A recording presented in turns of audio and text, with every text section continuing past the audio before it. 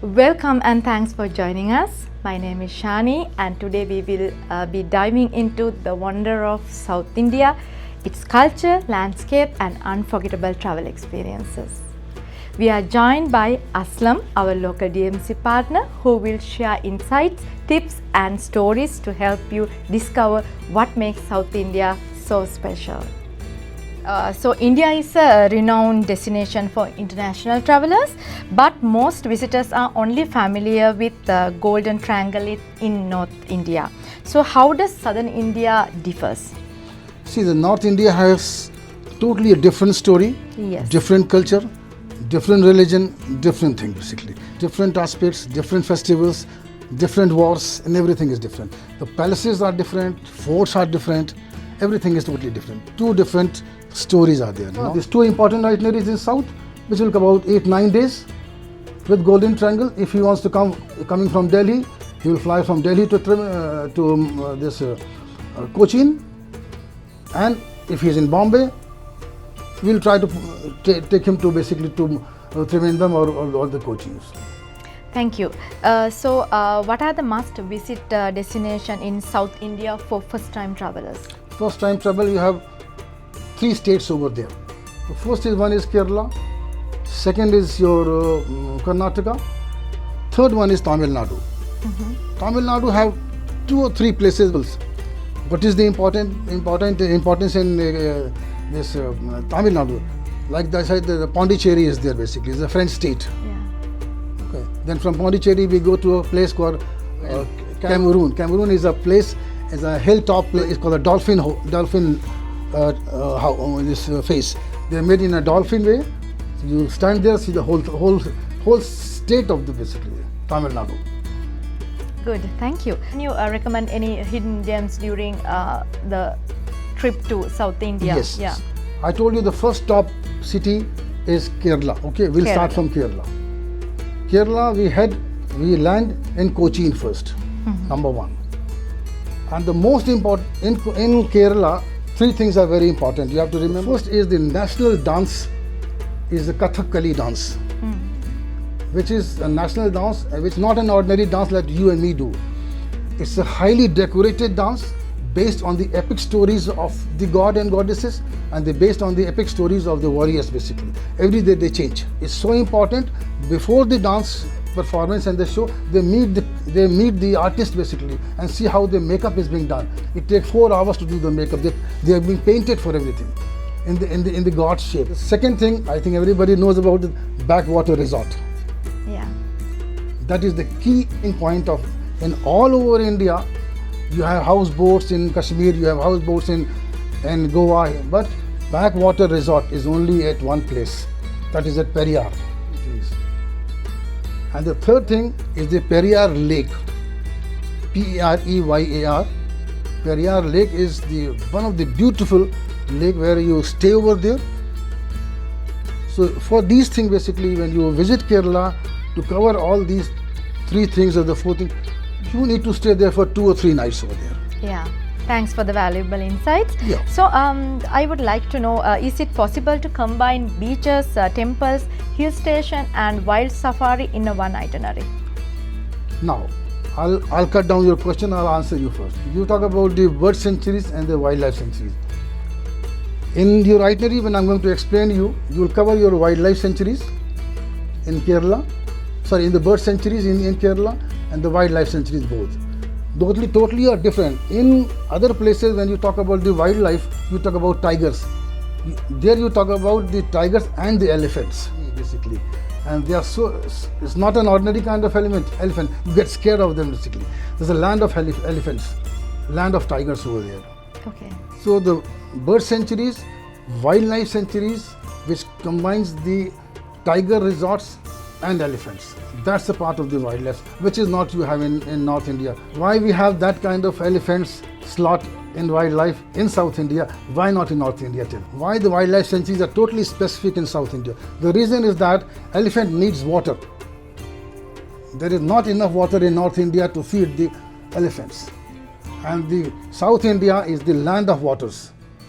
Every day, an elephant needs 4 to 5 hours to bath. You need lakes. They need artificial legs.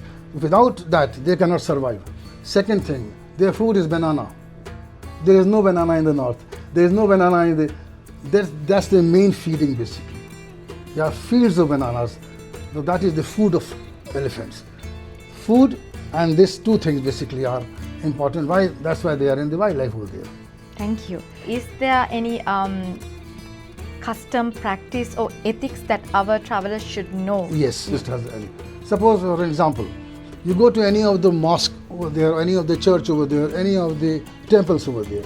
The priest will tell you outside what recitals you have to do, what things you have to follow, what things you have not to follow.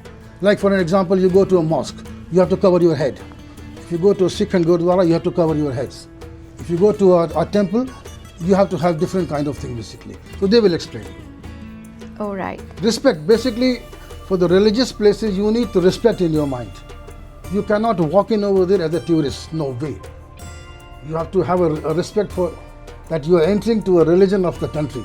You are entering, and like for an example, I say in Kerala there is a very high rated festival is called the Onam. That is the festival which is based on their religion. They display the God in this, and they display the God on the roads basically. So that will show what is their culture, what is the religion. That is the most highlighted festival and the cultural show over there. When we talk about the activities and experiences in southern India, so what are the most popular activities there? I told you is the Kathakali dance, number one. All right. Number one, the top level that you must see. After seeing the dance, and you will realize what are the ethical and what are the cultural dances are basically. Trust me, you will get mad. Number one. Second thing I told you is the backwater resort. In Rajasthan, there is a dance called Kaberia. Kaberia is the dance. They wear a kind of a ghagra, you see, and the 20 females, dance in a round. The 20 minutes, 25 minutes, they are dancing on their knees, and their ghagra is floating like an umbrella. It cannot touch the ground. That is one of the most fabulous dance of India. So we know South India is famous for Ayurveda and wellness. North India is not famous for Ayurveda basically. All right. It is famous for yogas basically. Ayurveda is only in South India. But if you go in South, they will add the Ayurvedic medicine and medical with that yoga. That is only in South. Now it's everywhere in South, you can have it now. But we have few destinations over there, they have made a resort for that basically. Like from Goa, if you're in Bombay and Goa, from Goa, there's a called Mateharan. Mateharan is a place basically. They have a resort only for this purpose. People go there for 7 days and 8 days and 9 days for medical treatment over there. It's a very expensive place, luxurious place like the 5-star or 7-star hotels over there. Tourists going on, top celebrities going on, they're having their medical treatment, their mindset, yoga is there, everything is there. They have combined as a medical treatment over there. Yoga, I will say, is the part of North, medical treatment is the part of South. You have to bifurcate. Yeah. So when it's come to the food and local dishes, so what are the must-try Southern Indian dishes for first-time travelers? They have only one important dish, I will say, that's called dosa. That is the ethical dish of South India. When you talk about South India, dosa is there basically. D-O-S-A, that is there. Otherwise they have 100 dishes basically, but that is the thing basically, dosa. Thank you. So how would you compare the local arts and souvenirs in northern India to those of South India? For example, what traditional items do travelers often bring home, such as spices, silk saris, bronze statues or sandalwood? See, sandalwood is banned now basically. You cannot have your sandalwood. I told you that we're talking about two different states. In North India they wear cotton saris. In South India they wear silk saris. And they have their own paintings of they have their own. The South India is totally different. Only in those clothes you will see that reflects the state basically, the state, that culture, their religion. Even the saris, you will find the pictures of their god and goddesses. Yes. All right, thank you so much. So, would you recommend a trip to India combining Golden Triangle and South India states? Of course, you have to. How many days do you need? 12 days is the appropriate itinerary for combining both the sessions.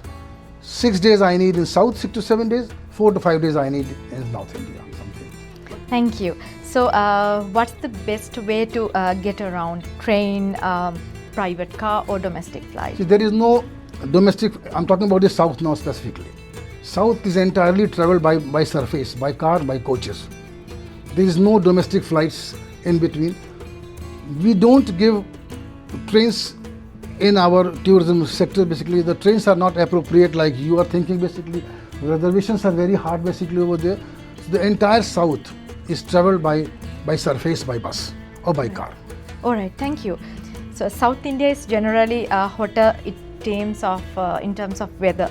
So, what is the best time of the year to visit there? See, the time of the travel is between October to March. There is a lot of rain over there in South. Humidity is very high over there. Winter is very mild over there because of the humidity. The culture I told you is a totally different culture. It's totally based on the religious ground basically. Every city of the South India is based on a religious point. They have their own gods over there. Their prime god is Shiva. They have stories of them basically. So their culture is totally different, their language is totally different, their religion is totally different, and the best times to travel between October till March. Lastly, so what is your message to our TripToGo travelers who wants to visit southern India? Advise him to take at least 12 to 13 days tour at least, combined North India with South India, always, and then give him one destination to arrive is blindly a Cochin. Because I would like him, you're trying to see the first top things in beginning, what are the top things of South India. Okay, thank you again for joining with us today. Most welcome. And sharing all these amazing My pleasure to have you here. That brings us to the end of today's interview. We hope today's conversation sparked your curiosity and inspired you to create your own South Indian adventure. Don't forget to follow us on our social media for more travel insights, stories and updates. Until next time, thanks for watching.